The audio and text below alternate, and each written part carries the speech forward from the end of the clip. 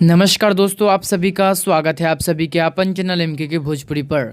तो दोस्तों, मिठू Marshal fans के लिए बहुत ही बड़ी गुड न्यूज़ निकल के आ रही है।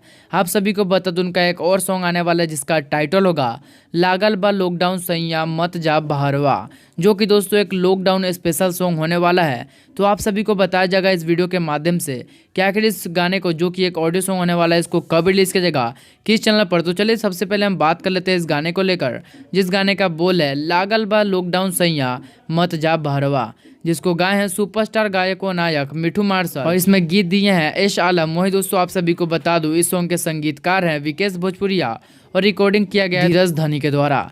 वहीं दोस्तों, आप सभी को बता दूं, ये एक ऑडियो सॉन्ग होने वाला है जो कि लॉकडाउन स्पेशल सॉन्ग होने वाला है, जो कि काफ़ी धमाकेदार है, जिसको रिलीज किया जाने वाला है सुहाना म्यूजिक के ऑफिशियल यूट्यूब चैनल पर कल सुबह 7 बजे। तो आप सभी इस गाने, जिस गाने का बोल है लागल बा लॉकडाउन सैया मत जा बहरवा, जिसको सुनने के लिए कितना एक्साइटेड है, कितने उत्सुक है, कमेंट करके जो बताइएगा। साथ ही साथ इसको आप फैंस ग्रुप में और लोगों के पास शेयर करें, ताकि जो भी इनके फैन है वो उनके पास ये न्यूज जा सके।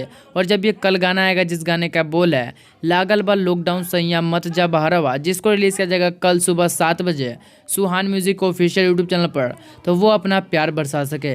तो दोस्तों, उम्मीद करता हूँ आपको वीडियो पसंद होगी, तो लाइक करना, शेयर करना और सब्सक्राइब करना हमारे चैनल एमके की भोजपुरी को, और बेल आइकन दबाकर ऑल कर लेना भोजपुरी की सारी अपडेट्स जानने के लिए। मैं मिलता हूँ आपसे अगली वीडियो में एक और न्यूज़ के साथ। तब तक के लिए जय हिंद, जय भोजपुरी।